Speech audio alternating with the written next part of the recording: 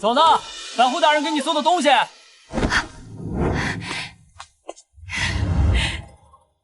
有劳信使了。谢二陈二，你的爹爹来信了。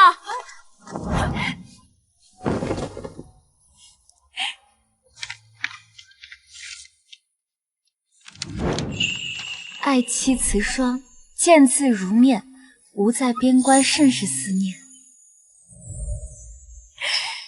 你们爹爹说他很思念我们。太好了，爹爹最疼我们啦！虽然上次玄逸回来，单单接走了大嫂和大嫂的2个孩子，但他的心里始终最爱我们娘仨。此霜，为父如今只是一个小小的百户长，还不能带太多亲属进东阳城。我大哥在战场上战死，你和大嫂，我只能先接走大嫂，免得他们孤儿寡母受人欺负。你放心，等我以后站稳脚跟，便接你们娘仨过来一起住。可是此霜，你身为人妻，最能体会大嫂带着2个孩子的不易。大嫂失去了丈夫，可你还有我，我们不可如此自私。我不是那个意思，只是我就知道阿霜是最懂为父的。另外，祖宅乃你我立家之根本，切记守好，记住了吗？记住了。二师傅，我们该启程了。来了，你们照顾好自己。薰衣有信使，我会经常给你们写信、带东西的。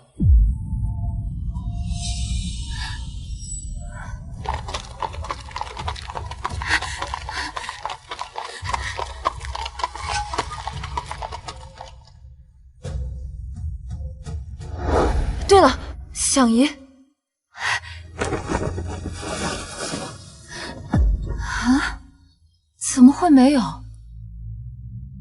娘亲，爹爹给我们的好吃的呢？为什么只有这些破衣裳？许氏边关最近战事吃紧，爹爹顾不上。我们要学会自己照顾自己，别让爹爹担心。好的，娘亲。走，进去。之后的2年，楚玄逸每月都会寄来书信，但我们再也没收到过1文钱。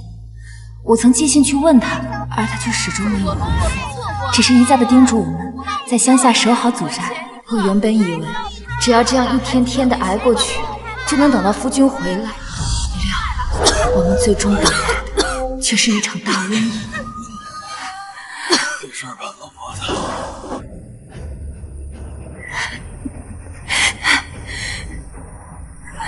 娘亲，我走不动了。再坚持一下，我们快到城外的救济点了，那里有药还有大夫。再坚持一下。希儿，醒起来，希儿！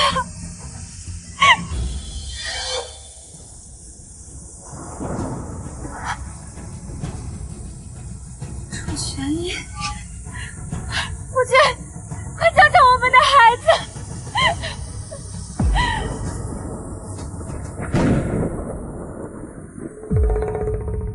玄逸，你为什么不能回头看看我？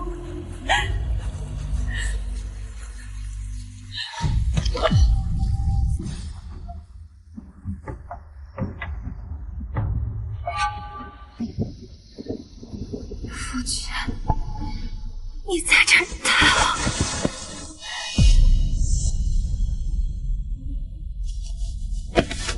大夫呢？让他救救孩子吧。这里的大夫都很忙，你别在这儿添乱了。陆慈霜，他怎么在这儿？弟妹，玄逸不是让你在家里守祖宅吗？你跑到这里来干什么？乡下爆发瘟疫，我和孩子们……玄逸，墨儿和嫣儿还在发烧，能不能让大夫看看他们？立刻去请华大夫给墨儿和嫣儿瞧病。可是华大夫正忙着呢。别废话，立刻去请。是。玄逸，你刚才不是说已经没有大夫可以看病了吗？大嫂的儿女是大哥的遗孤，不一样。我们的孩子就快死了呀！你一个当娘亲的说的什么话？他们不是好好的睡在那儿吗？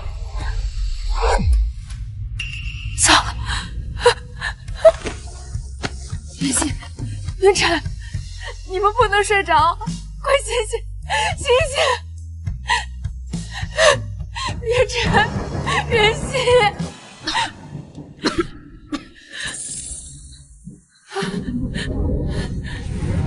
夫君，你先让大夫给我们看看孩子好不好？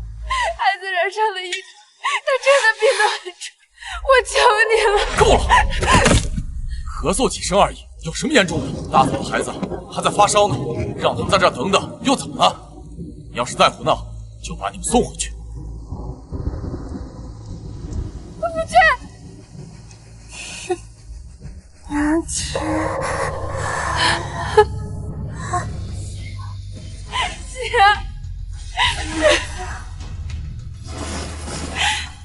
娘亲在，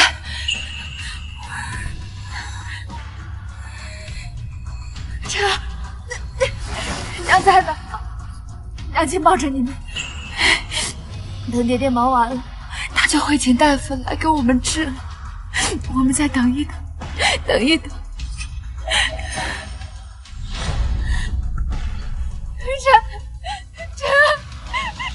娘亲，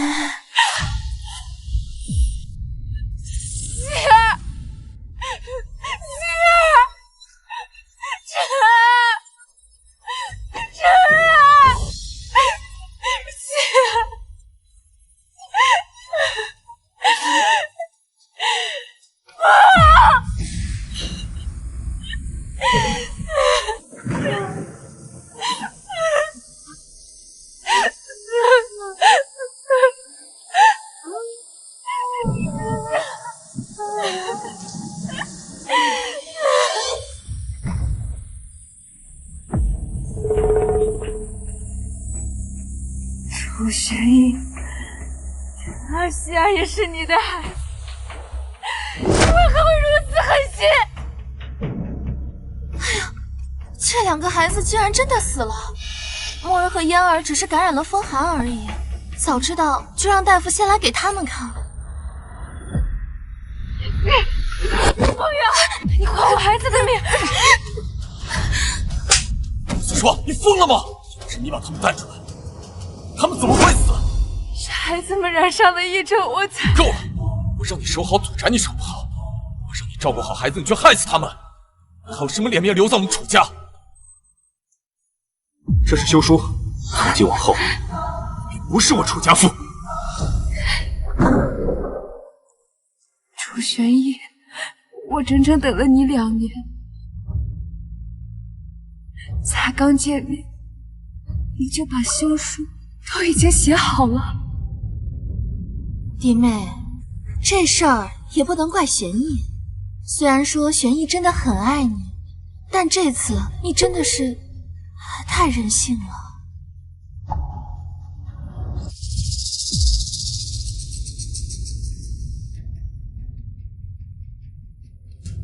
我明白了，其实你跟大嫂早都已经好上了。子说，少拿你那龌龊的心思去揣度别人，孩子会找人葬，以后就好自为之吧。大嫂，走。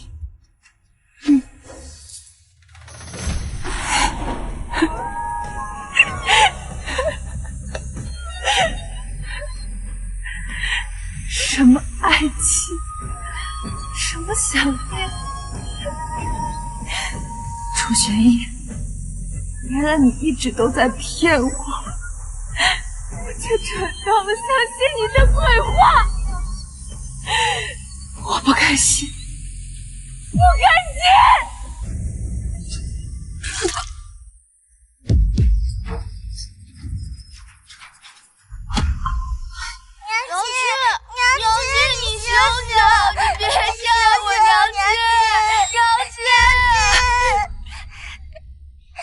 娘亲，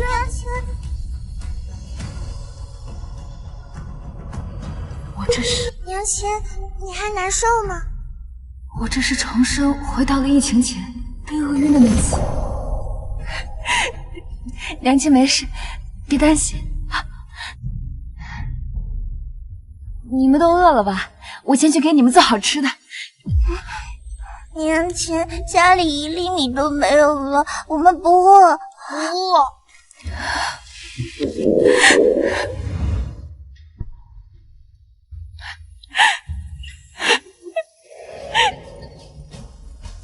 这辈子，娘亲再不会让你们受冻挨饿，再不会让你们病到无药可医。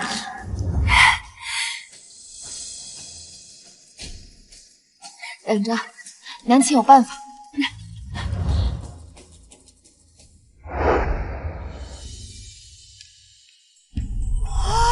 烧鸡！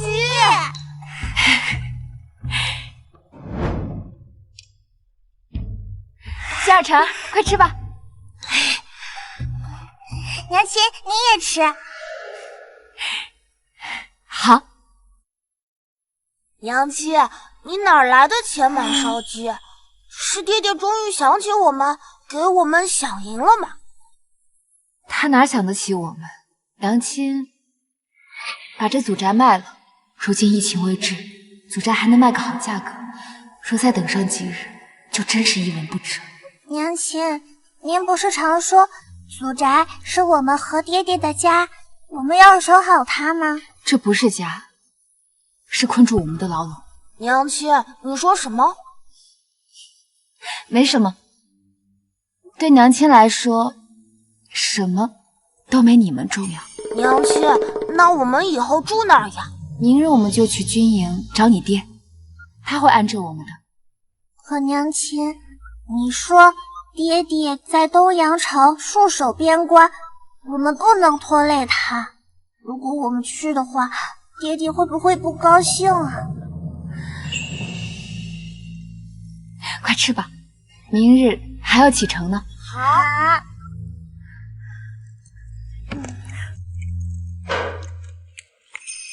再过几天，瘟疫就会蔓延到楚家庄。如今只有先去找楚玄义，才能让孩子们活下去。东阳城必须去。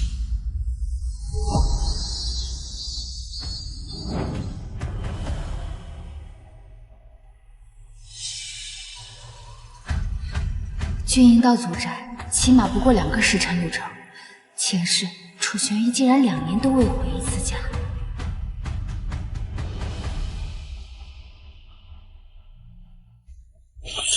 站住！军营重地，闲杂人等不得靠近。军爷，小夫人是来找楚百户的。楚百户？就是楚玄义。哦，是楚千户。千户？他晋升了？是啊，你们是他什么人？哦，我们是他老家的亲人。哦，楚千户没在军营，前阵子他因一些军功被赏赐了一套大宅子，我带你们去。多谢。跟我走吧。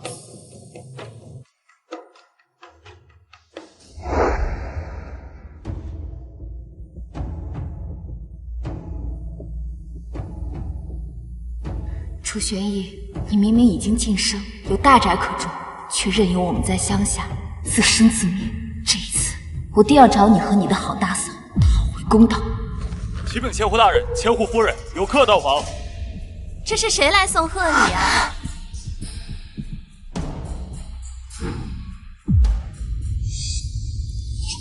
人在外面。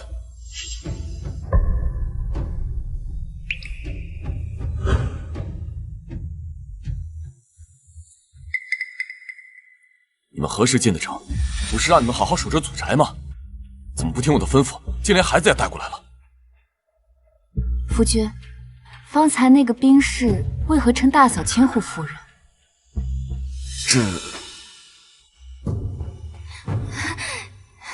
弟妹，别放在心上，那些兵士都是些粗人，不懂规矩，就喜欢乱叫。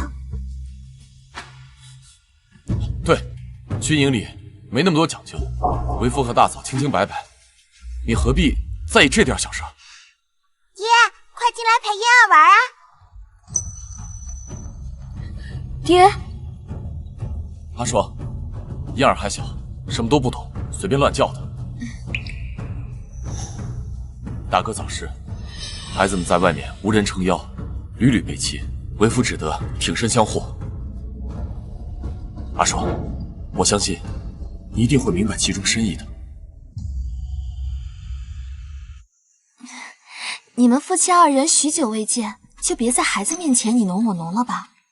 弟妹带着孩子一路辛苦，想必腹中早就饥饿难耐，我就叫厨子多准备几个好菜。嫣儿，我们走。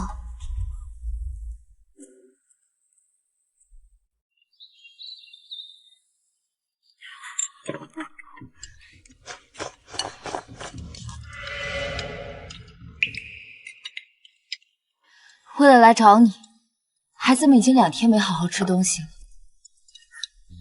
哼，识相若始至之态，蝼蚁！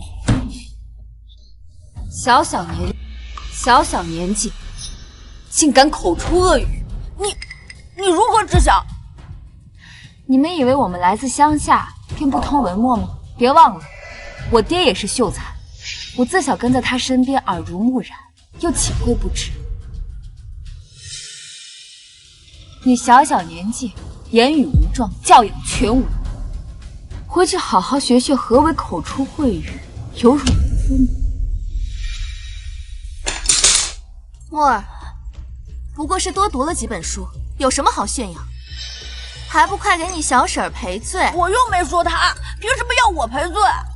你这孩子，你小婶儿说什么就是什么，快赔罪，不然就罚你不许吃饭。哎，不吃就不吃！哼！大哥不吃，嫣儿也不吃了，乡巴佬！哼！哎，弟妹，你误会墨儿了。你有所不知，墨儿前几日才被他二叔送入学堂，便深得夫子喜爱。夫子前几日还送了他一本孤本呢。墨儿刚才不过是在背书罢了。二弟，这事你是知道的呀？刚进府就为难孩子，哪有长辈的样子？娘亲，何为孤本？就是非常珍贵的古籍，娘亲也没见过。不过给你墨儿哥哥消了气，可以让你爹爹和你大伯母去问问他，舍不舍得让我们看一眼。夫君、大嫂，你们说呢？爹爹，墨儿哥哥和嫣儿姐姐剩下的吃食，晨儿可以吃吗？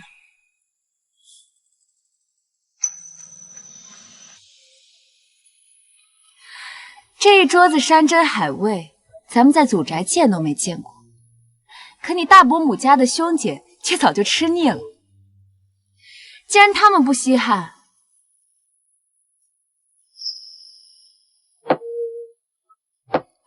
晨儿、仙儿，你们吃吧。陆慈霜，你好一对狗男女！这一世不让你们遭报应，我都算白。阿双，不是你想的那样。刚才大嫂是怕我们再起争执，所以才……我知道你不会介意的。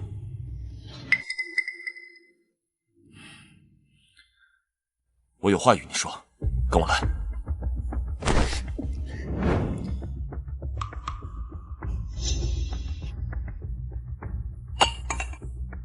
刚刚不是爱吃吗？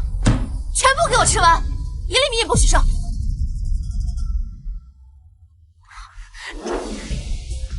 夫君有何吩咐？待孩子用完饭，你们即刻回祖宅。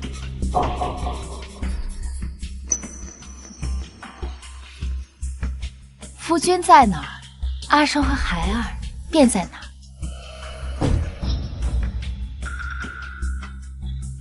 阿双听话，你之前答应过为父要守好祖宅的。祖宅都卖了，还有什么好说？不过不能让这个渣男知道。楚玄逸，你个没良心的！如今世道不好，乡下不好挣钱，我拿什么养活孩子？你让我们回去，是想让我们娘仨去死吗？何时用你来养孩子？我每月都会托人捎回饷银、吃食，还有衣物，何来养不活一水？就靠你给那2件破衣裳。你胡说什么？我每月都会捎回1半的俸禄，还有大包的新衣和吃食。怎么会？难不成是大嫂？你等一下。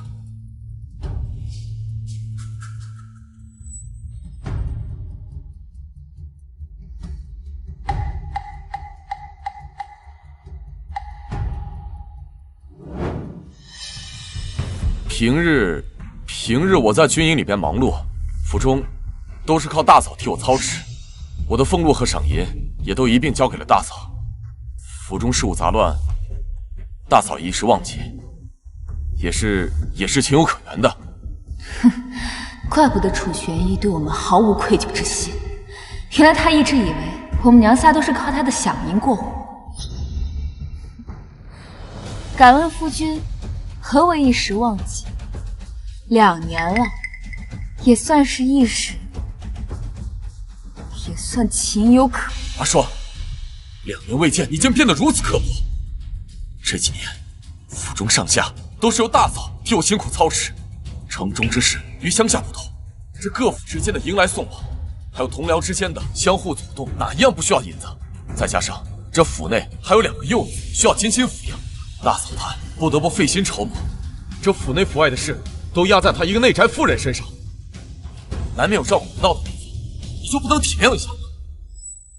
夫君让我如何体谅？大嫂的孩子需要精心照顾，那你我的孩子就是路边的野草，可以随意让人践踏吗？大哥战死后，明明给了一大笔抚恤金，若是家中缺少银钱，那大嫂自可以拿这笔钱去照顾孩子。你怎么如此蛮不讲理？那赏银是我大哥用命为妻儿夺来的，你竟敢算计！2年了，身为你明媒正娶的妻子，你有多少饷银，我从不知道。如今我只不过问了一句，你便如此训斥我。楚玄义，你将我跟孩子置于何地？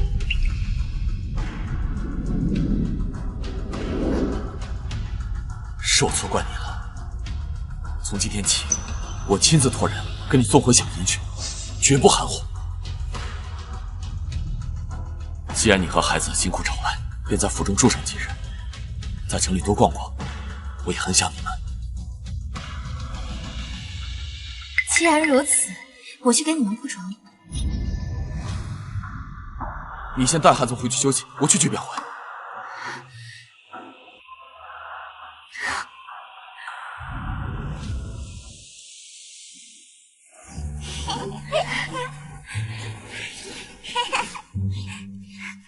娘亲，这被褥软软的，好舒服。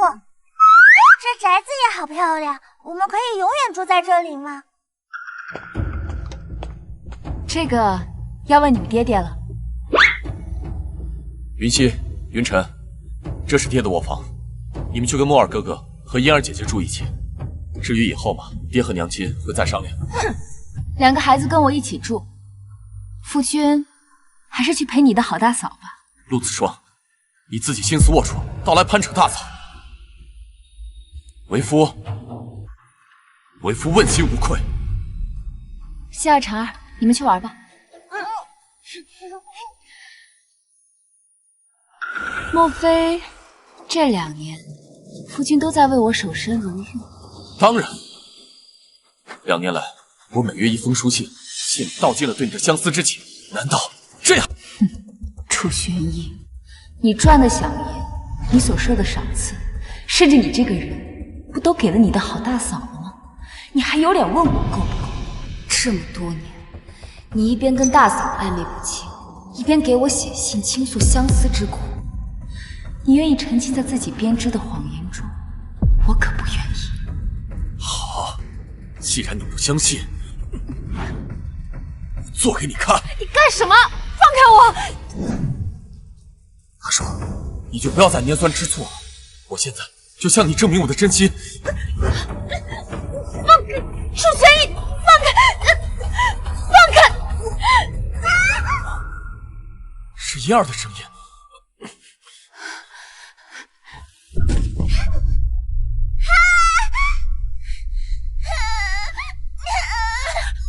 嫣儿，你的头怎么磕破了？他推我！你们为什么要伤害嫣儿？小杂种，就你推小爷的妹妹！楚玄逸，你说你自己的亲生骨肉是杂种吗？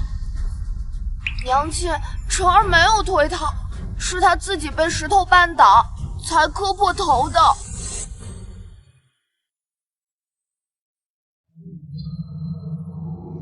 走，娘亲带你去安君堂找李大夫。我送你们去吧。管好你的人吧，我们走。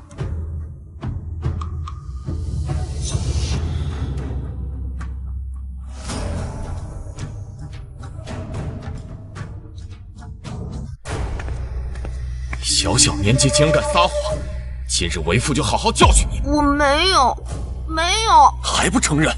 那便让你也尝尝被推倒的滋味。晨儿，你没事吧？楚玄逸，你在做什么？你连自己的孩儿的话都不相信，你没资格做他的父亲。既如此，便带着他们滚回祖宅。你在赶我们走？对，我要你们马上滚回去。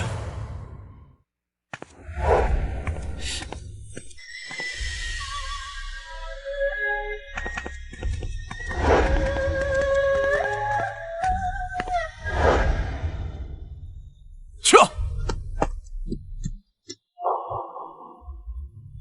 娘亲，都怪我惹爹爹生气了，你带晨儿去跟嫣儿姐姐道歉吧，这样爹爹就不会赶我们走了。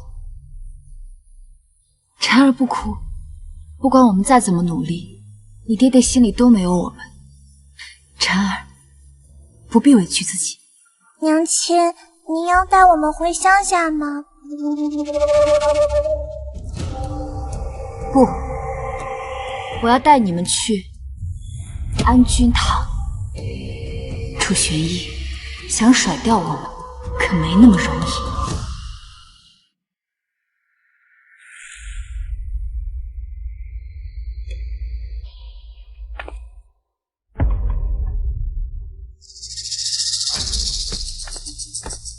你竟敢追到这里，带着孩子快走，不许惊动旁人。弟妹，还好二弟来得及时，嫣儿并无大碍，你还是听二弟的话，快回祖宅去吧。这里如此多的僵尸，我既然来了，自然不会便宜了你们。大嫂，我为父亲守护祖宅，养育孩子，吃尽了苦头。如今孩子受了伤，顾着盼爹爹回来，只求大嫂能够看在孩子的份上，把父亲还给我，让我和孩子们有一个完整的家吧！快跪下来求你们大伯母！大伯母，求求你把爹爹还给我们吧！求求你了，大伯母！杜慈霜，你要干什么？我要你们身败名裂，把前世欠的都还给我！大嫂，求你把父亲还给我！父亲，我知道你为了大嫂的孩子，把我们的晨儿弄伤，不是你的本意。只要你愿意留下我们，这件事情我们都不会在意的。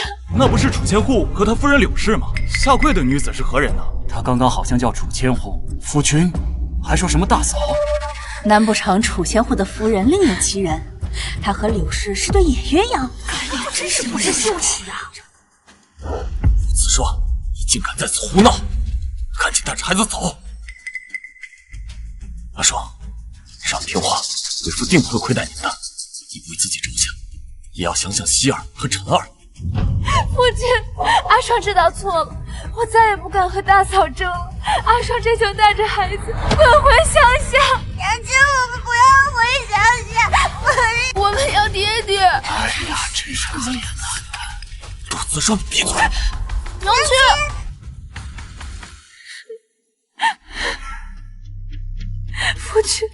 以前你每月一封书信，诉尽你对我和孩儿的相思之情，可为何如今一切都变了？2年前，你联系大嫂孤儿寡母，恐遭人欺辱，便先将他们接入城。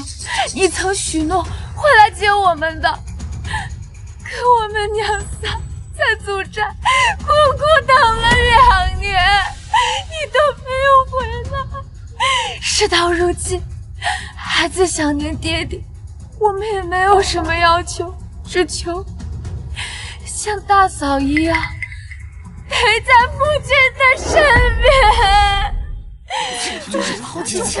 听着小夫人所言，这柳氏竟是楚千户的大嫂。这种窝边草都敢吃，真是世风日下。姐姐，你莫要胡说，毁我清誉啊！哼，那你倒说说，你和楚千户到底是不是2口子？玄烨，你快说句话呀！父亲，倘若你跟大嫂真的容不下我，那我愿自己下逃。只求你不要抛弃我的2个孩儿，毕竟他们是你的亲生骨肉啊！希儿、陈儿，快给你们爹爹磕个头！爹爹，求求你了，就留我们下来吧！爹爹，我们会多干活，吃的也少，求求你不要赶我们走，只要能让我们留下，就算只能吃韩墨哥哥和寒烟妹妹的剩饭都行。楚千户，这到底谁才是你的妻儿啊？就是，这么不明不白的，怎么回事？快说呀，到底怎么回事？说吧！诸位，莫要乱猜。柳氏她的确是我大嫂，她的1双儿女也都是我大哥的孩子。果然是他的孩子啊！你们既然不是夫妻，那柳氏和她的孩子就没有资格在安君堂看病。是啊，安君堂可是指挥使大人给在座的将士和妻儿所设。楚千户，你要给大伙一个交代。对啊，就是让给个交代啊！可我的相公也是为国捐躯啊！对，我大哥5年前战死沙场，他临终前唯一放心不下的就是我大嫂和他的1双儿女。我对大哥发过誓，我要照顾他们一辈子，所以这才宁愿亏欠自己的妻儿，也要把大嫂他们留在身边。这么来说，柳氏竟还是遗孀，这倒也情有可原。这柳梦瑶的相公血洒疆场，若我是楚千户，也必会好好照顾他们。多谢各位的体谅，玄逸感激不尽。我和玄逸虽居于同一屋檐下，但我们都是分屋而居，我们坦坦荡荡，天地可见。楚玄逸，我们才是你的妻儿。前世，你若肯让安君堂的医师给希儿和陈儿看病，他们便不会丢了性命。这一世，你休想再故技重施。夫君，陈儿的胳膊和手都已经擦伤了，既然郡州对家眷有优待，那你能不能先让大夫给我们陈儿看看，免得落下了病根儿？大嫂，可否把问诊的机会让我们用一次？毕竟我才是玄逸的娘子啊！哎，郡州优待本就是给自己妻儿的。楚千户，你李代桃僵可是违反了军纪。赵千户，此乃我家事，与你何干？哎，此言差矣。指挥使大人曾明言，安君堂乃军中资源，除了在我的将士和他们的妻儿，任何人不得随意占有。若人人都如你一样，欺上瞒下，那是军规何物呀？你说的不错。参见大人。楚千户，你可知罪？大人，属下在家中与娘子拌了几句嘴，这才引出了一场误会。属下这就带他们离开。误会？我在旁听得一清二楚。楚玄逸，你太让我失望了。你身为将领，不思如何以身作则，反视军纪于无物。你身为夫君，不思如何善待妻儿，反倒不顾人伦，偷窃糟糠。大人明鉴，属下与大嫂从无越礼之处，属下也从未有过抛弃妻儿的想法。那旁人误会你时，你从不否认。属下楚玄义肆意妄为，藐视军规，罚俸半年以示警告，若再不思悔过，你这个千户的位置该换个人了。是。楚玄义、柳梦瑶，今世你们的丑恶嘴脸，终于现于人前。楚夫人，楚夫人，我是这里的指挥使萧战庭，你还有何问题，尽管说，我定会为你做主。这位大人处事公正，想来他定会言出必行。还请大人为民妇做主，我要与楚玄义和离。不行，楚玄义，你我和离，你便可以给大嫂一个名分，你二人名正言顺的在一起，难道不好吗？我为你二人着想，你为何不愿？住口！此说，莫要胡说，人言可畏。大人，实是陆慈霜误会了我和大嫂的情分，这才铁了心要和离。望大人再给属下一个机会，我定把此事办妥。也好，便再信你这一回。只是陆娘子，如今瘟疫横行，流民四起，你一人带着孩子，恐怕难以过活。你还是莫冲动。如若你考虑再三，依然想要和离，便来司衙寻我，本官定会为你做主。你务必好生处理此事，安顿好他母女三人，便来回报于我。属下遵命。先带孩子去诊治吧。多谢大人。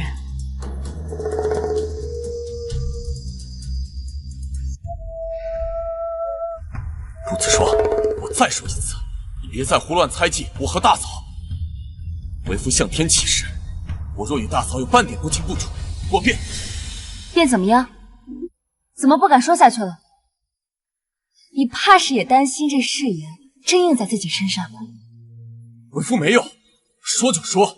不必了，你仗着此处无人知晓你家中关系，便在这里和大嫂过上了日子，如此明显，还需要我胡乱猜忌吗？你的这颗心早就已经挂在大嫂身上了。你竟然怀疑我对你的真心？看来为夫这2年寄给你的家书全都白写了。那些家书毫无用处，现下我早已经烧成灰了。你怎可如此践踏我的心意？心意？快别往你自己脸上贴金了。你的钱都给了大嫂，心意也全都用在她身上了。你我不必纠缠，还是趁早和离吧。你别同意，我已经解释过了，响应一事只是个误会，别揪着不放。现下先稳住他，把他欠我们的债都讨回来，再去找萧大人。好，和离的事可以暂且搁置，但你得答应我几个条件。什么条件？说说看。玄义，你们二人商议，我在此处多有不便，不如我带2个孩子先去歇歇。嫂嫂留步。我的第一个条件就是，你将大嫂还有她的孩子带回她的老家，托亲戚照顾。我带云晨和云溪与你在此处安心度日。你怎么非要刁难大嫂啊？不帮着你，他们孤儿寡母岂不是要遭人拿捏？你就不能大度些吗？你担心大嫂被人拿捏？那你知不知道，这2年来实实在在被人欺辱的人是我？我独自带着2个孩儿在乡下住着，邻里乡亲的，哪个不是想踩我们几脚就踩我们几脚？村里谁人不知你的夫君是千户，怎敢欺辱你？你整整2年未曾踏进家门一步，如今谁还知晓我是个千户的娘子？若是你这2年能抽空回来看我们一眼，我跟孩子也不至于落得无米下锅，艰难度日。阿爽，为夫确实不知道你们过得如此困苦。为夫起誓，日后定常回家探望你们母子。说了这么多，你还是想让我们母子回乡下，好腾出地儿，让你和你的好大嫂过活。即使这般，那你为何不肯写下这和离书？阿双，为父这都是为你们辛苦谋算。你细想，如今这世道这么乱，你们往后靠什么糊口？反正这2年我也独自一人过来了，大不了继续挖野菜。阿双，先前的事情是我对不起你，不过也不必如此赌气吧。陆思双，我记得祖宅东边的厢房里还锁着几个箱子，里面的东西拿去换钱，足够你们娘仨生活半年。怎么就沦落到要去挖野菜过活？陆子双，想必是在我面前装可怜吧？东厢房那几个箱子里只有几件旧衣裳而已，真正值钱的早就被有些人拿走了。大嫂和她的孩子们穿得光鲜亮丽，住在这舒适的大宅院，顿顿白米饭都吃腻了。我为了换点钱，拼命去挖野菜打苦工，可我们在乡下依旧穿得破破烂烂的，饿得面黄肌瘦。你却说我是在这装可怜，你到底还有没有良心？阿双，我早前真不知道你们苦成这样。你放宽心，我定会把欠你们的都补回来。好啊，你打算如何弥补？这样吧，你带着孩子们先回祖宅好生过活，往后每个月的利钱和小弟，为父准保按月烧给你。往后我定常告假回家看望你们，绝不让人再拿捏你们。现如今我又怎么会相信？你想要弥补，那线下把银钱都给我吧。陆思双，你竟然敢去安居堂故意闹事，又是诉苦又是闹可怜的，原来是为了讨要银钱。我当你是多爱他。嫂嫂，你生活富足，视钱财如粪土一般，但我不同，一文铜钱我都得掰成8瓣来花。既然如此，那你可愿将我夫君的钱财都还给我？玄姨，府上开销大，这个月已经没有结余的现银了。府上确实困难，要不再换个条件。银钱也不愿给，和离书也不肯写。我看你们这是欺负我一人无依无靠，真是想要逼死我们娘仨。既然如此，那咱们谁也别想好过。我现在就去军营外找个人多的地方自尽，看看你这千户的位置还能不能坐得住。云晨、云溪，我们走。慢着，你万不可寻短见，你不就是要银钱吗？好，我这就取给你。府上还有多少银钱，全都拿过来吧。玄毅，去取吧。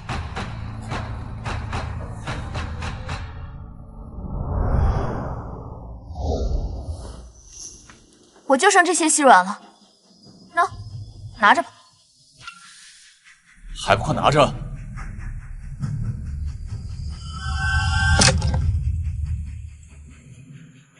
这里只有3只不值钱的银钗，而在乡下连典当的地方都没有。我只要银钱。你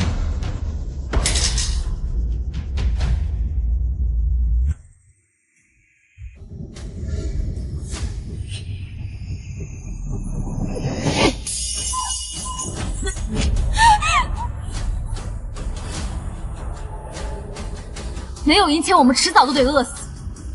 倒不如现在就去大街上抹了婆子，一了百了，好让街坊邻里都来瞧瞧，楚千户是如何为了自家嫂嫂，将娘子和亲生骨肉活活逼死的。够了，不就是银钱吗？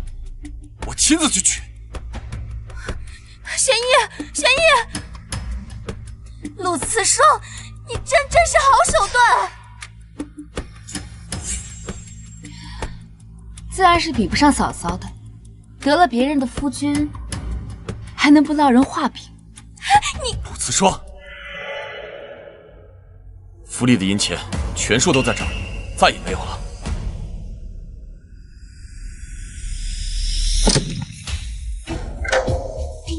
我惨了2年，了2年的云晨，攒了2年是吧？看来这些钱本来就是我的。这下你满意了吧？还不够，我要楚寒墨藏的那个孤本，再加上楚寒烟的围棋，咱们家云晨云溪长这么大，连块碎玉都没摸过，总得见见这些个稀罕物件。娘，这些是我的玩意，我不想给他们。爹，你不想给他们，你快让他们走！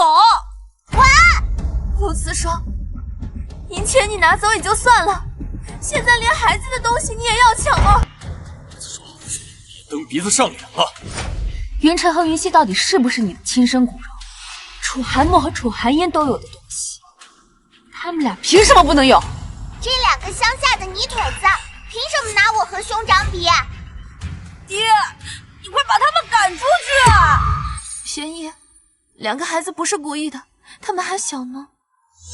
爹爹，我是他们口中说的泥腿子吗？爹爹，娘说了，你在家书里一直惦记着我们，难道这一切都是假的吗？大嫂，你把书和围棋都给通了。别闹了，别闹了！等我下个月发了小银和利息，再去更好的跟你，好不好？好，我给你拿就是了。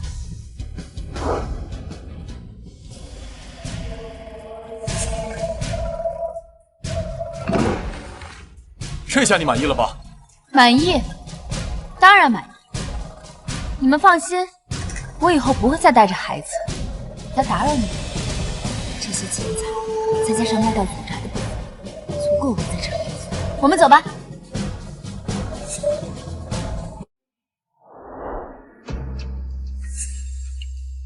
他今日主动来找你和离，你为何迟迟不同意？大嫂，玄逸，我不是要逼你们2人和离，你们2人若是能好好过日子，我自是替你们高兴。只是那陆慈霜，他如今心里只有钱，怕是早就对你没感情了。原本是要找机会和离的，但是今天他在安君桃如此大闹一番，如果我转头就和他和离，旁人定会觉得我抛妻弃子，这样对你的名声也不好。萧大人那儿也需要有个交代，不然官位不保。那女人的话不可尽信，依我看，你还是找人亲自把他们送回祖宅，不然就这么留着，总是个祸患。他要是再这样闹下去，这个家岂不是要被搬空？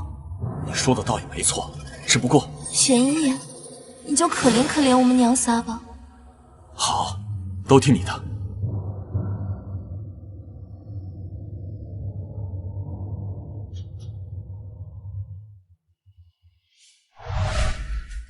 从楚玄逸那儿拿的钱，加上卖祖宅的钱，这才让我们娘家有了安身立命的地方。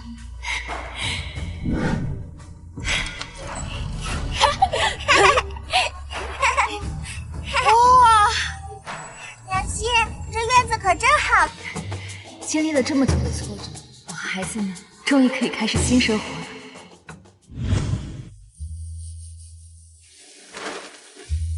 大人，我还是要和离。你可想好了？是。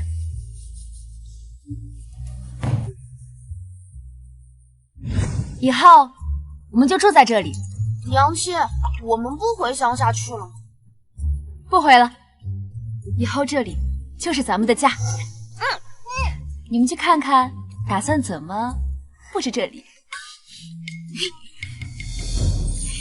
娘亲，我想在这里做一个秋千。好。娘亲，娘亲，我想在那里面放个大书架。好，好，好，以后咱们就一起把这里打造成温馨舒适的家。太好了，太好了！娘亲，爹爹不跟我们一起住了吗？他是不是不想要我们了？我是死过一次的人，所以早就接受楚玄逸不要我们的事实。但是这对2个孩子来说太残忍了。爹爹有了自己的新家，以后就不跟我们生活在一块儿了。但是你们不要难过，有娘亲在，娘亲定会护好你们的。好了，肚子饿了吧？走，娘亲带你们去集市上吃好吃的。好耶！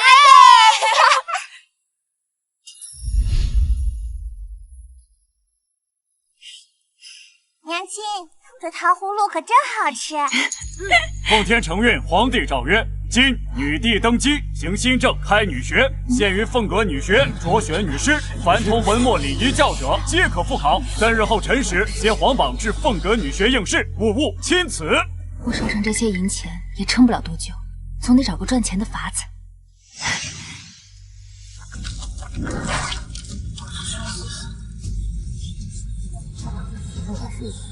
谁都可以。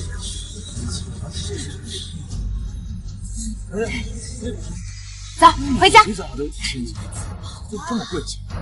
这就走了？一定要去女士，带着陈儿和希儿过上好日子。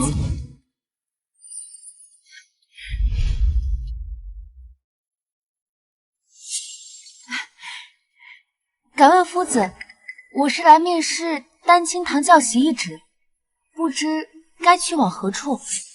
连皇榜都敢进，看来你对自己的实力颇有自信。凤阁女学专为女子而设，乃是当今圣上对我等女子的体恤。我也想为女子求学，献一份力。有志气。我是学院的云学正，后日拿此凭证前来应试，若能通过，便可留下真证。多谢云学正。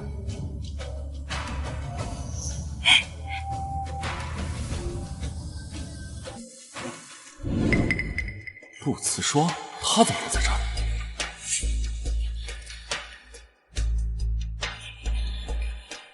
陆慈霜，你怎么还没带孩子们回乡下？难不成你拿了钱想……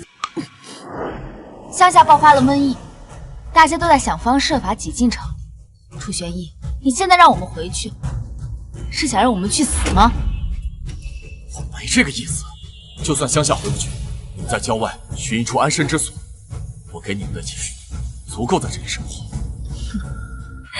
楚玄义，你我已经和离了，你凭什么还要掌控我？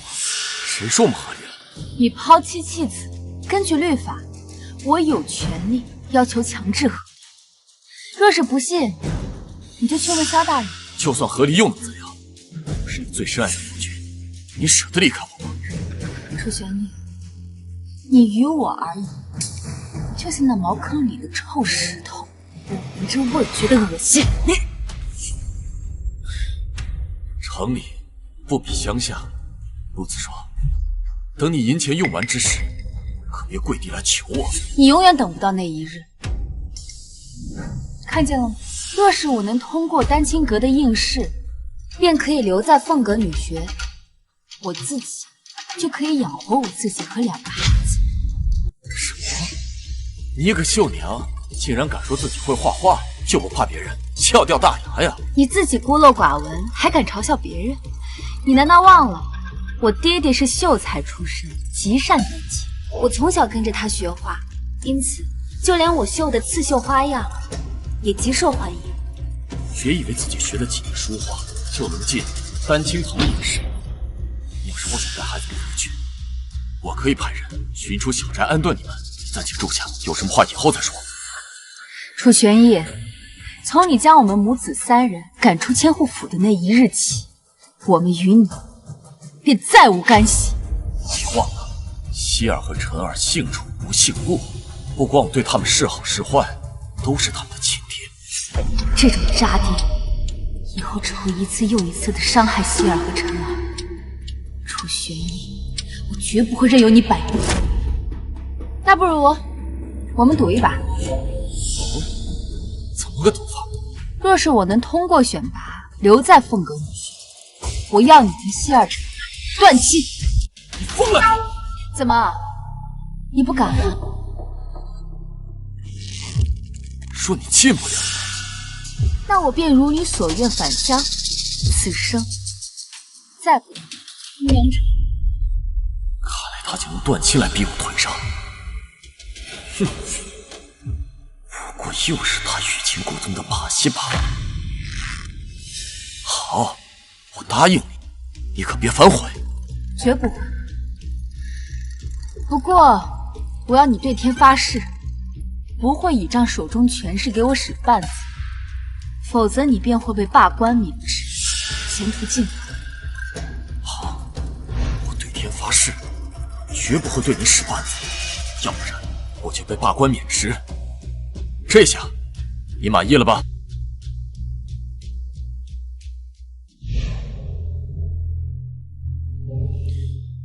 去，告诉丹青堂的江夫子，他女儿若是想在后日的应试中胜出，必提防一个叫陆慈霜的女人。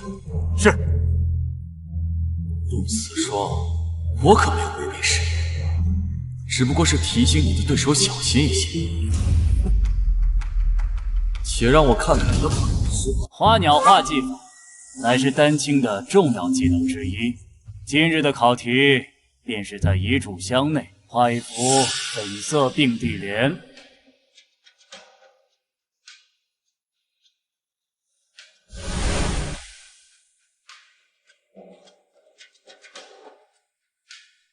动笔吧。夫子，我的颜料匣里没有朱砂红。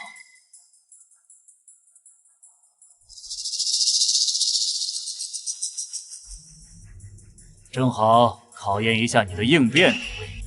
若无红色，如何画出粉色的花？画不出来就回去吧。想必楚大人定会不计前嫌。可是夫子，够了，不要影响旁人，否则即刻逐出考场。他定与楚玄义相识。楚玄义，你个王八蛋！没想到还是摆了我一道。但是那个任人摆布的陆慈霜已经死了，今生我的命我自己说了算。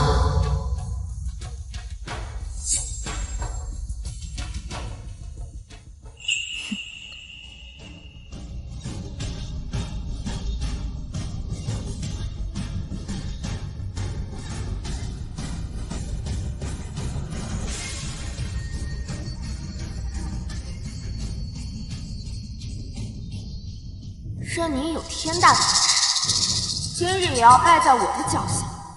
丹青教习一职只能是我的。参见大人。你在这里做什么？阿霜，今日应试丹青教习，我放心不下，特来等他。你二人既已和离，就该一别两宽，互不相扰。你这般惺惺作态，真是枉为男儿。原来陆慈霜没骗我，和离并非我所愿，是阿霜。不要一有问题就怪在女子身上，你好自为之。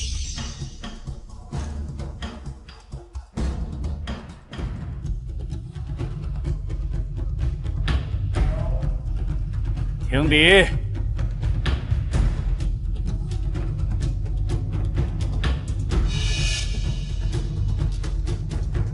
你这是哭脸，与题目不符，不能收。可我的颜料匣本就没有朱砂。面对突发状况，毫无应对之法，如今还强词夺理，此卷作废。夫子可以针对，若不是有人指使，妄图徇私舞弊。你声音振幅，里面为何如此吵闹？启禀大人，里面正在进行丹青教习的选拔，好像起了争执。丹青，随我去看看。是。你莫要血口喷人！你自己技艺不精，还想诬陷监考官？果然是一介村妇，上不得台面。哎呀，我刚才没站稳，这并蒂莲怕是要成了黑心脸了。那我倒要好好观赏一下姑娘口中的这幅并蒂黑莲。指挥使大人，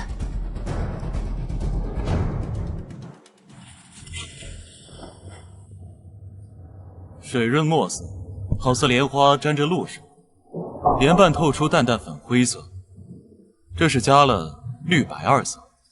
正是，大人好眼力。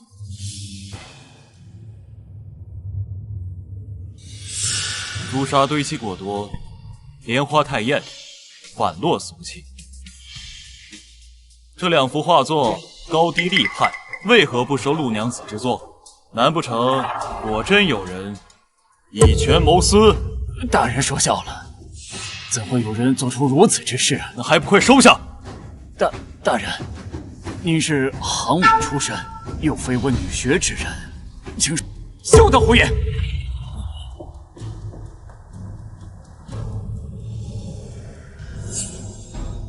凤阁女学能如此顺利开设，还要多亏萧大人的慷慨解囊。如今，她已被聘为我们女学的名誉院长。大人自幼随名家学习丹青，眼光独到，画工好坏他一眼便知，岂容你如此看轻？江夫子处事不公，暂且停职，回家闭门思过。是。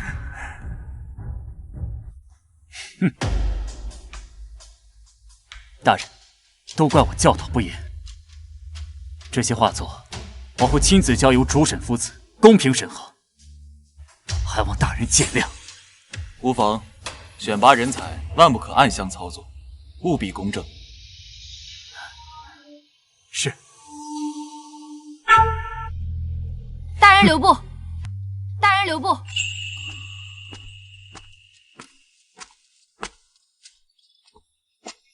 今日多谢大人相助。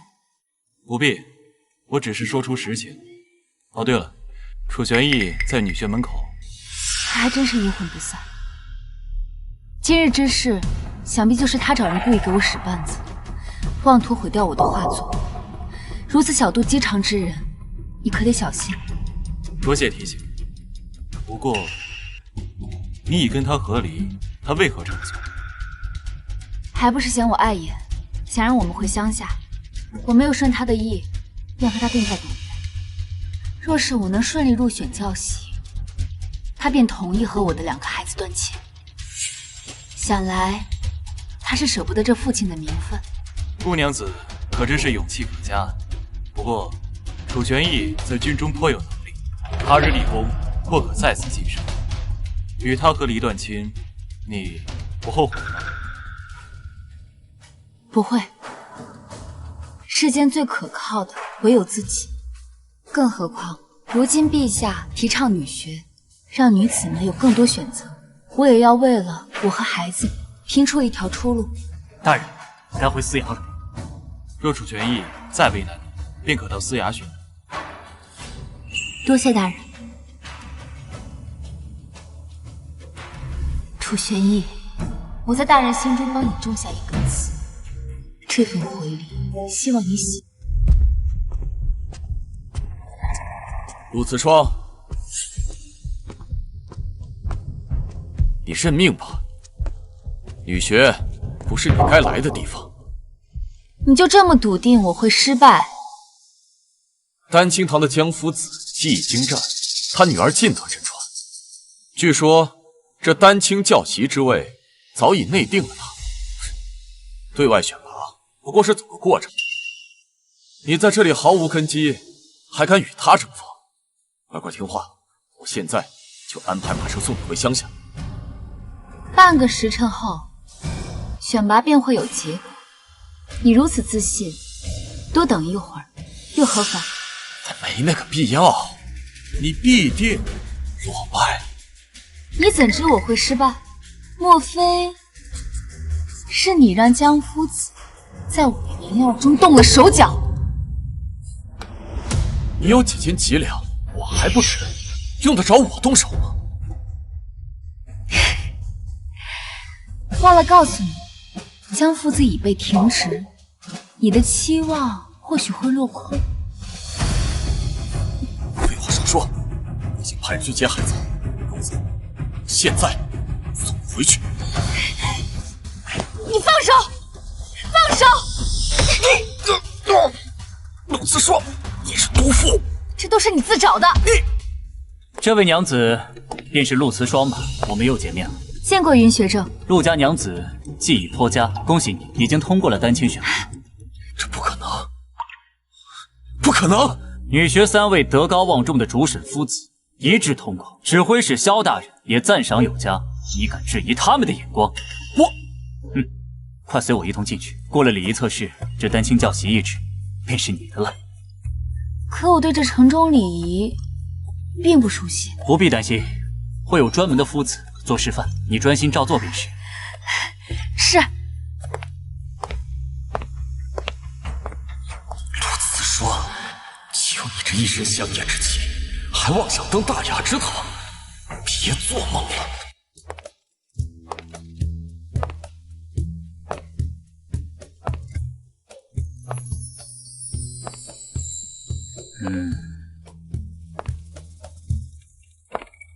陆娘子，恭贺你得偿所愿。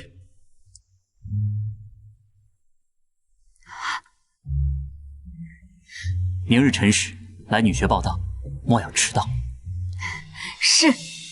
好，对了，咱们凤阁女学为学院的夫子和军营将士的孩子特设了一个同学堂，若家中有3至6岁的孩童，皆可带过来，提前跟着夫子开蒙。3日后你上职，便可将孩子们一同带过来。多谢云学正提点。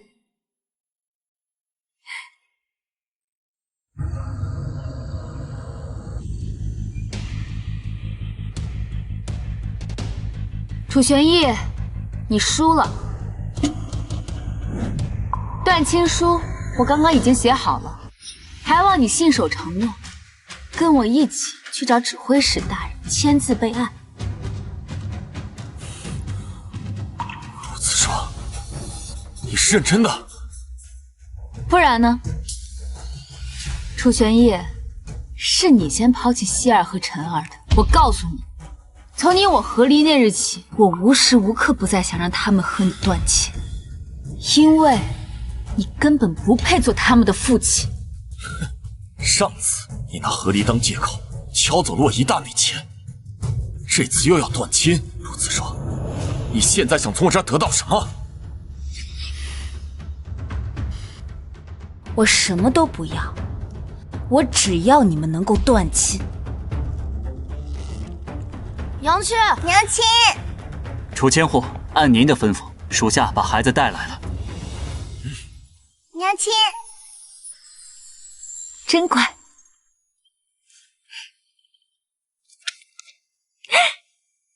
娘亲现在已经是凤阁女学的夫子了，以后娘亲就可以用自己赚的月银来养你们。娘亲好棒，娘亲好厉害！陆子双，就凭你挣那点钱，能干什么？一个和离的女人，再加上2个与父亲断亲的孩子，以后你们出门都被人指指点点，被人随意欺辱，你就为何要怕？我们本来过的就是这样的日子。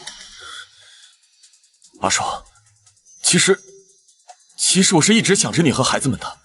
这样，等我安顿好大嫂后，便会永远陪着你们的。希儿、晨儿，你们也希望爹爹能够回到你们身边吧。我们有娘亲就够了。陆慈霜，指挥使大人看中我的能力，很快便会擢升我为亲卫长。别怪我没提醒你，到时候的风光，你和孩子们可半点也沾不上。那就提前祝你能得偿所愿。你就死了这条心吧。断亲，我不同意。楚玄义，你卑鄙！我会重写断亲书，大张旗鼓的送到你府上。你撕一次，我便重新写一次，直到你签字为止。咱们走。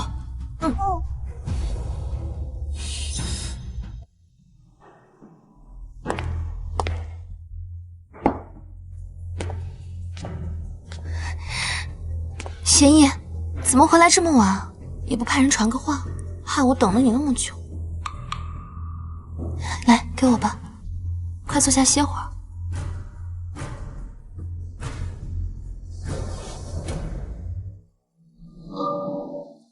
大嫂，今日陆子双逼我同希儿和陈儿断亲。什么？断亲？不是我所想的，是陆子双逼我。陆慈霜，这可是你自己放弃的。你的夫君还有这千户府，我便替你接手了。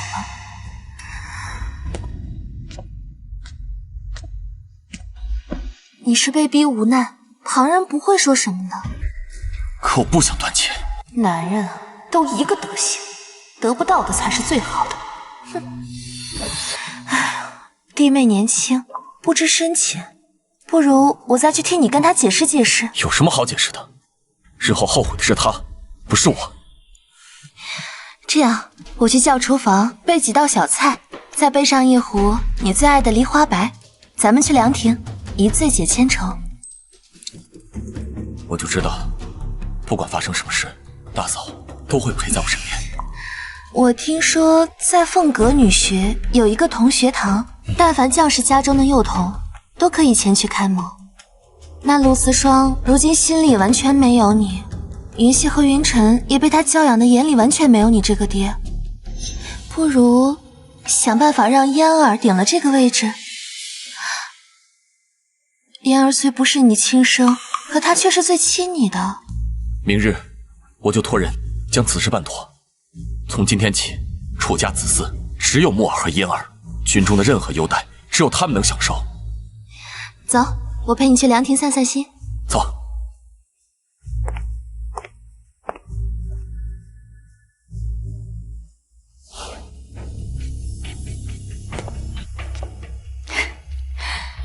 你为何会在这儿？自然是带我的嫣儿来开门的。我家嫣儿啊，昨日便来了。如今她可是玄逸的家眷。原来大嫂这么快就改嫁了小叔子，怎么没见你们摆酒呢？难不成是这再嫁婚书还未备好？你说，若是我带着你们这对渣男贱女去指挥使大人面前问一问，楚玄逸为侄女再犯军规，该如何处置？你觉得他千户的位置还能不能坐得住？你说我家嫣儿上学不合规矩，那你呢？我家嫣儿好歹还是楚家子嗣，而你和玄逸已经和离，还整日吵着要他们父子断亲，你有什么脸面把你家孩子带到同学堂来？我的孩子能进同学堂，那是因为我是这里的女夫子。凡是在女学任职的夫子，家中若是有3至6岁的孩童，亦享有进同学堂的优待。这不可能！我无意迁怒于孩子，你们也不要一直挑衅。毕竟破坏规矩的人不是我。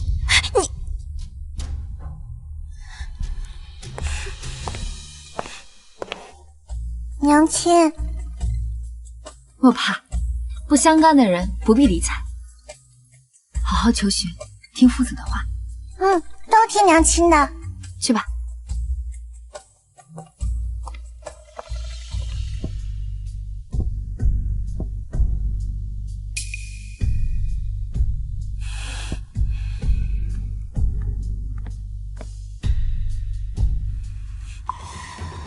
玄逸，今日我送嫣儿去同学堂，碰到了陆慈霜，他竟然说自己是凤阁女学的夫子。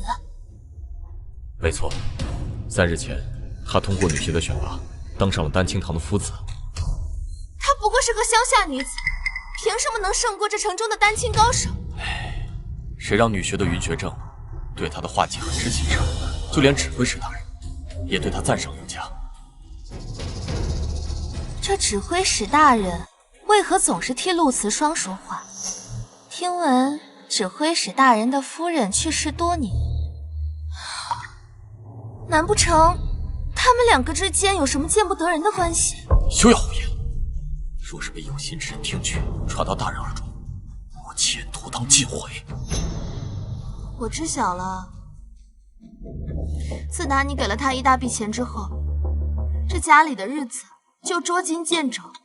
那陆慈霜都能进女学当夫子，我理应更能胜任才是。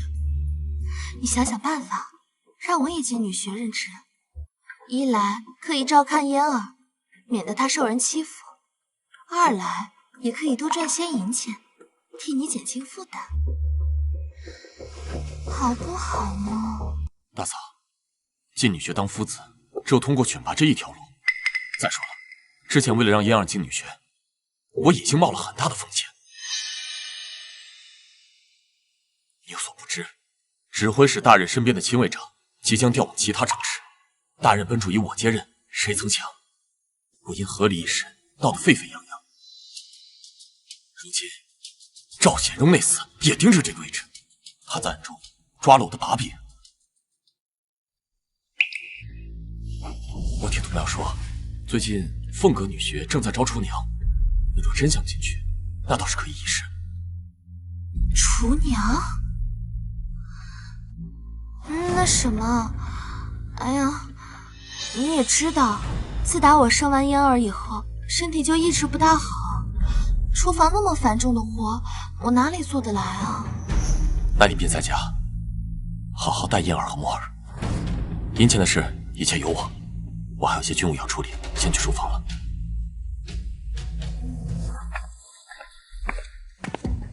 这点小事都办不成，楚玄逸，你还真没用。看来我可不能一条道走到黑。洛思霜，我们又见面了。你又来干什么？我可不是来找你的，我是来当值的。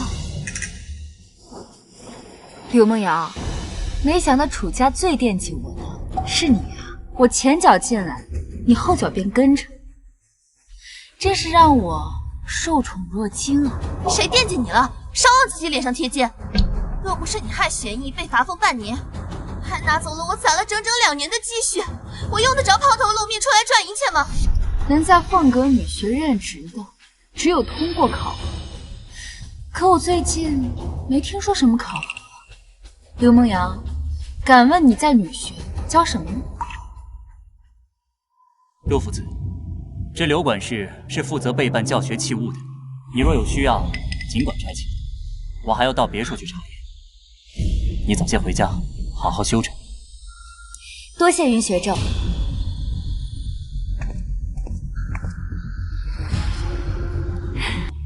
原来你是跑到这里做管家呀？那就有劳刘管事再去把明日需用的物品好好查验一番。陆思霜，你陆夫子，不好了，希儿和楚寒烟掉池塘里了。什么？没事吧？希儿，你怎么了？醒醒啊，希儿！妮儿，没事吧？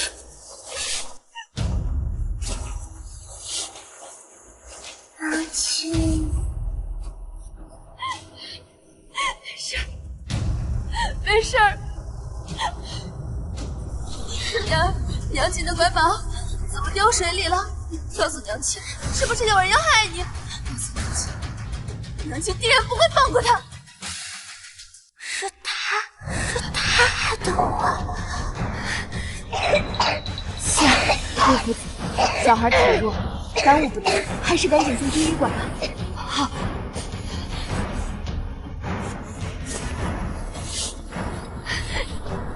陆子霜，你女儿将我家嫣儿推进水里，这件事情你必须给我个解释。救人要紧，有什么账过后再算。不行，这件事情不说清楚，谁也不许走。说是我家希儿因为你耽误就职，我定要你血债血偿。滚！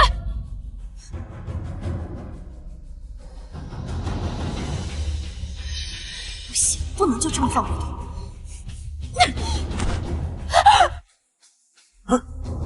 小心！小心！大人，光看见别人狠，看不见自己累。陆思霜，你也不是什么好货色。这是发生了何事？孩子落水被救上来后就一直咳个不停。安君堂就在附近，送你们过去。好，多谢大人。大人，楚云熙将我女儿推进池塘，大人你要为我们做主啊！天大的事都没有孩子的命重要，放手！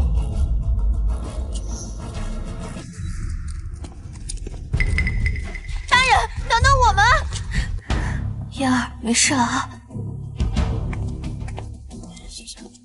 玄逸，嫣儿被楚云熙推进池塘，差点淹死。没事吧，燕儿？陆慈霜，你是怎么教导孩子的？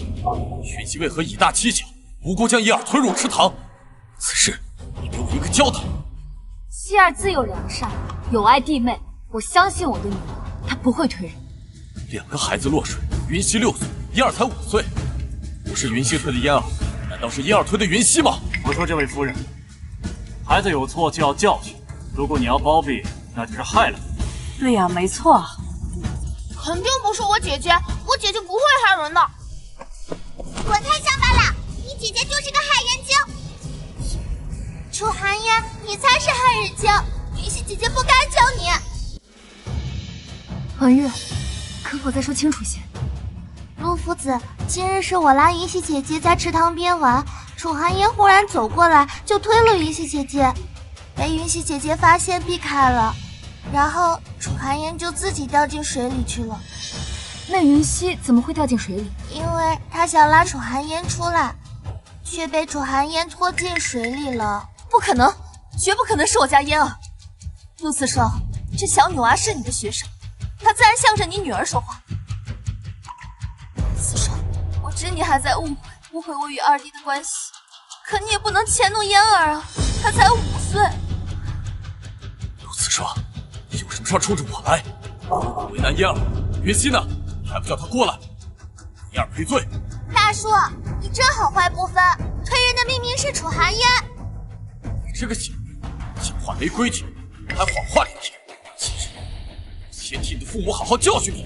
哼！我肖战平的女儿，还轮不到你来教训。爹，我的女儿轮不到你来教训。大人，我不知道她是您的女儿，多有冒犯，还请大人恕罪。我女儿自小就像我，嫉恶如仇，从不善于说谎。陆玄逸，我劝你还是好好审审你这好大嫂的女儿。燕儿，若真是云溪推你下了水，二叔定会为你做主。撒谎之人要是被查出来，定会被抓了，永远可就见不到自己的爹娘了。不是我的错，我讨厌他们，以前都是我教你爹，为何他们来了就不可以了？他们不但抢走了你，还抢走了哥哥的孤本和我的围棋，所以他们该死，都该死。楚玄逸，听清楚了吗？今日要你们给我一个交代。玄逸，嫣儿她肯定不是有意的。陆慈霜，云溪有没有什么大碍？嫣儿和云溪身上都流着楚家的血，你何必如此咄咄逼人？你的亲生女儿被诬陷，而你却处处维护你大嫂的这一双儿女，难不成你才是他们的亲爹？你别说，还真有可能。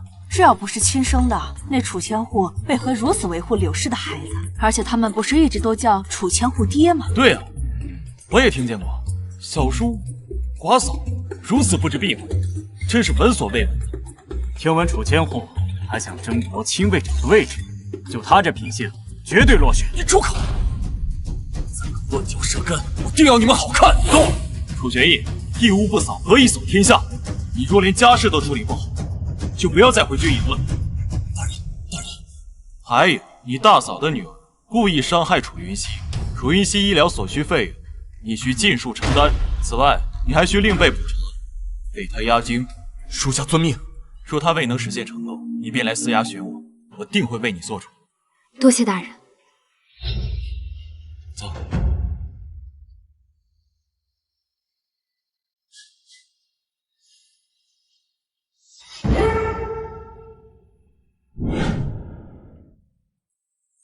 姐姐，那个人从来都没有相信过我们，我恨他。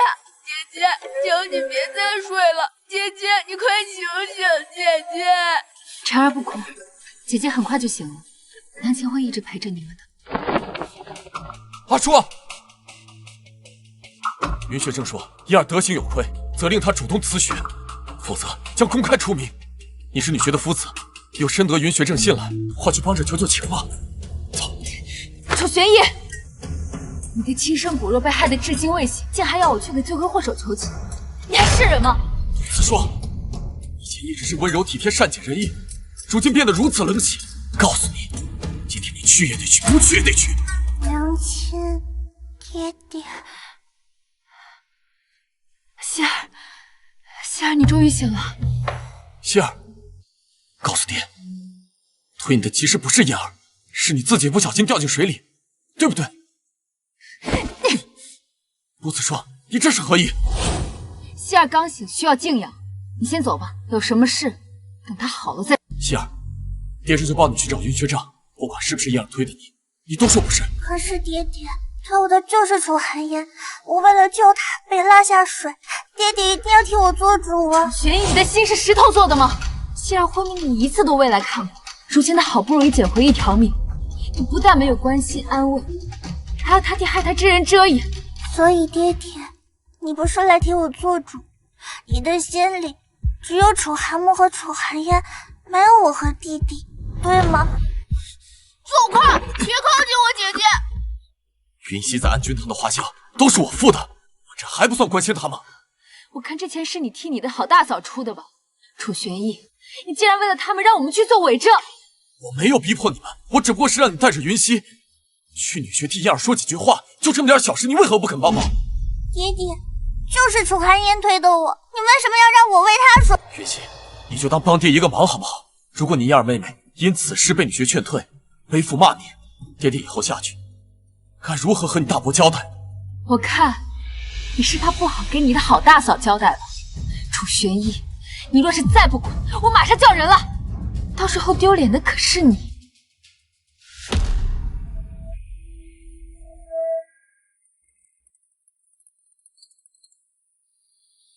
那爹先走了，过几日再来看你们。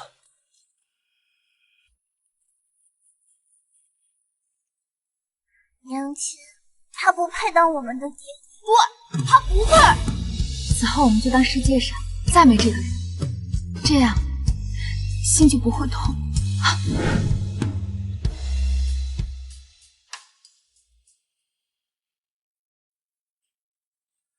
如何？陆子霜可答应了？阿霜不肯，希儿刚醒，身体极弱，等好些，有时间再说。那怎么行？嫣儿已经伤心的饭都吃不下了，再这样下去，身体会吃不消的。玄逸啊，我也不是有意的，我只是太担心嫣儿了。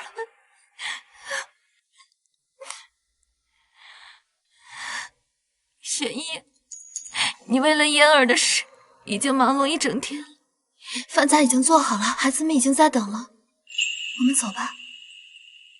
好。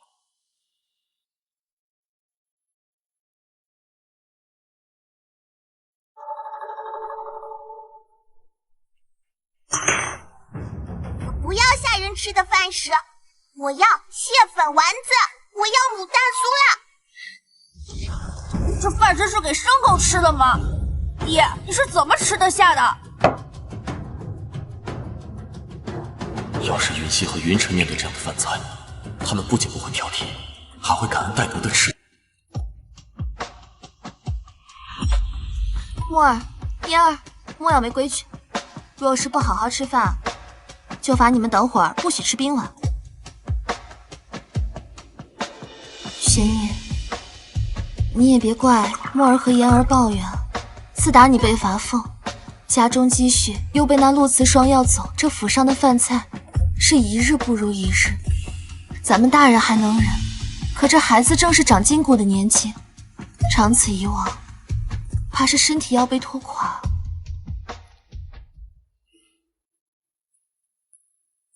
今日诸事繁杂，苦了你们了。我是无妨，只是墨儿和嫣儿最近瘦了许多，我看着心疼。那陆慈霜如今已是凤阁女学的夫子，不缺银钱，他又向来爱重物，如果你让他把拿走的积蓄还给你，他定然会听。这花销我自有办法负担，你无需多虑。军营还有药物，近几日我便不回来了。玄逸，玄逸，我还有话未说完。玄逸，连个女人都镇不住，真是没用。阿霜，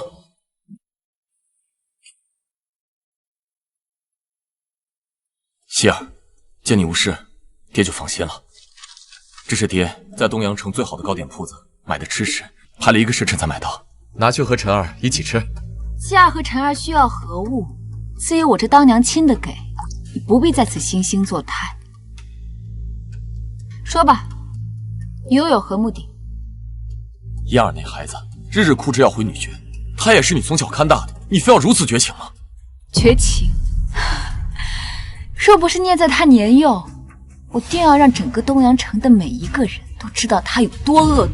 你，希儿，晨儿，收下吧，这毕竟也是爹的一番心意。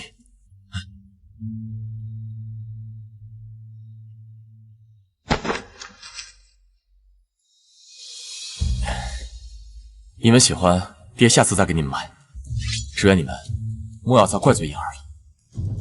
管好你楚家的孩子，否则我新账旧账一起算。走。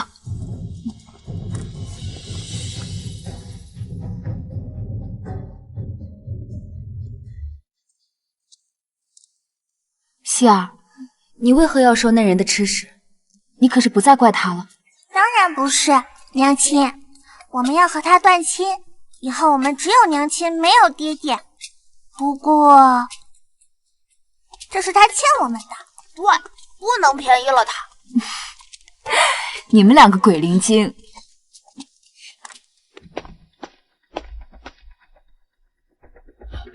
刘管事，萧大人现在正在天风阁休息，你去叫人送些吃食和茶水。是，我这就去。看来我的机会又来了。萧大人身份显贵，若今日能与其成就好事，看日后谁还敢跟我作对。哼！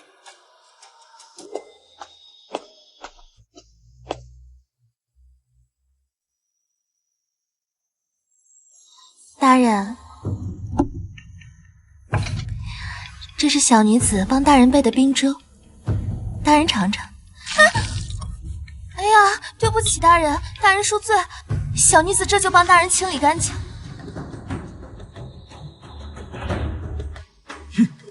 你想干什么？大人，我是楚玄义的大嫂，大人松手。你身为寡嫂，不知避讳，挑拨小叔夫妻离心，任职女学，不知洁身自好，行为轻佻，还想行不轨之事。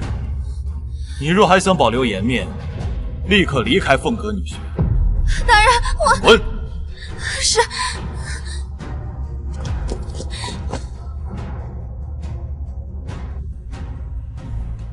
我过得不顺心，你也别想好过。想办法把陆四霜带进天风阁，事成之后还有重赏。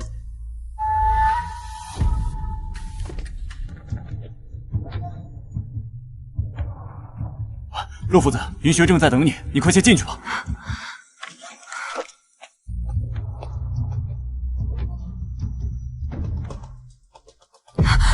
大人，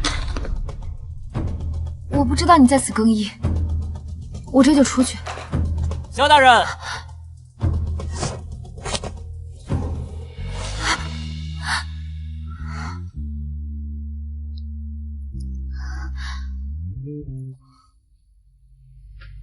我正在更衣，学正等我一会儿。好，那我一会儿再来。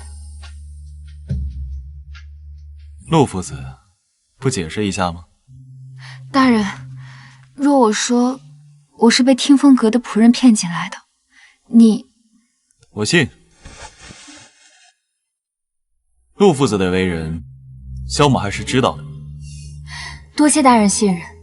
你刚来之前，楚玄义的大嫂曾来过这里，言语轻浮，被我一怒之下逐出女学。这个人心思不正，你一定要小心。多谢大人提醒。不过，陆夫子刚才也确有冒犯之处，你说我该不该罚逐出女学？啊？我……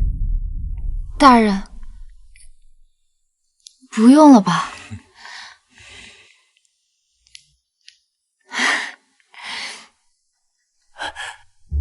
楚玄义的破敌册可有拿到？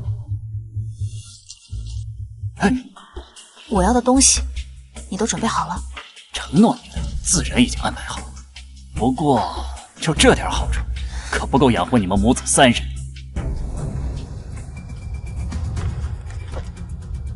这里面藏着楚玄义的贪污罪证，你拿着它，定能压着楚玄义当上亲卫丞。楚玄义，是你自己没本事，可不要怪我。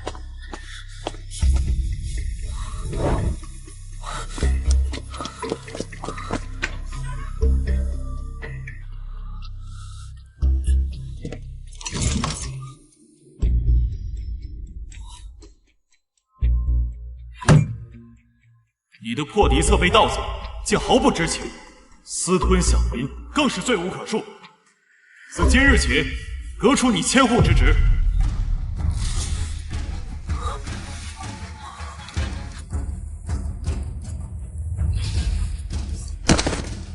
大嫂，你竟然背叛了我！今日来的匆忙，给玉儿准备了些许薄礼，希望玉儿一生幸福安康，生辰吉祥。谢谢。哇，好漂亮啊！谢谢陆爷。玉儿，不可对陆娘子无礼。谢霞又不在学堂，叫姨多亲切啊！再说了，爹爹从不会给玉儿买佩戴之物。要是陆爷能当我娘亲，多好啊！我就有很多好看的事物了，还有兄弟姐妹了。娘亲，我也想要一个妹妹。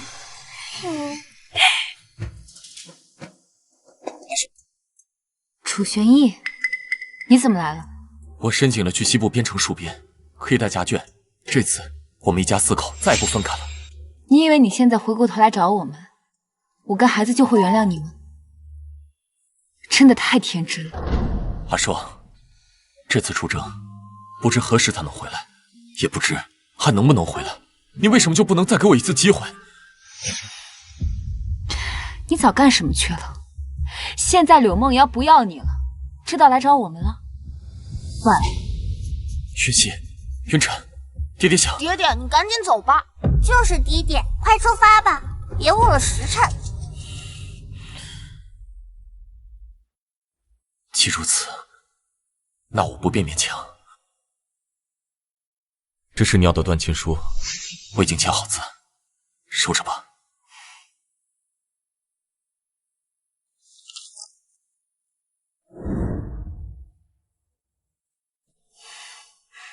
来，大家吃菜。好。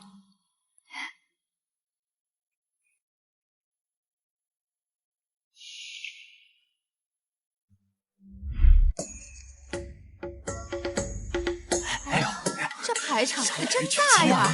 这是萧大人成亲呐，也不知道是谁家的一段良缘啊！这般有福气。这萧大人好福气啊！听说新娘子容貌倾城，还温柔可人呢。好些事儿你不知道，这新娘子以前是楚千户的夫人，结果楚千户与自家大嫂暗通款曲，新娘子闹得安君堂，这才跟萧大人结了缘。听说那个楚千户早就不是什么千户了，他被降级成普通兵士，去了西部战场，还不听指挥，最后被驱逐出军营，现在不知道在哪儿混日子呢。这可不就是恶有恶报了吗？走吧。不行，我已经一无所有了，你别想甩掉我！去你！都怪你这个臭婊子，乱嚼口舌，引导我贪污，害我丢了官职。要是再敢纠缠，老子把你们统统打死！不行，不行，不行！怎么办？我已经什么都没有了，我们娘仨该怎么活呀？真是多行不义必自毙，都是报应。你干什么你？哪家乞丐居然敢自行摸进我家院门，胆子不小，给我滚！什么你家院门？这分明是我楚家祖宅，何止成你们家了？哼，楚家祖宅，你给我睁眼睛看清楚，这里早就不是楚家了。1年之前，楚家的夫人就把这房子卖给我了，赶紧给我滚！哎，这不是楚家那个千户吗？怎的落得如此田地啊？哎呀，小声些！他对自家妻儿不管不顾那么多年，现在落得这般下场，也是自找的。快走吧。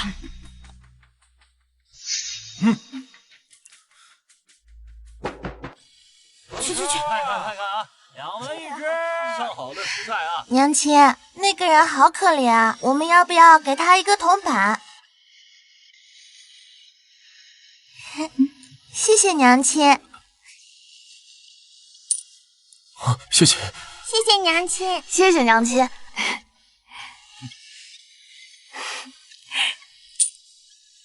谢谢，谢谢小公子小姐。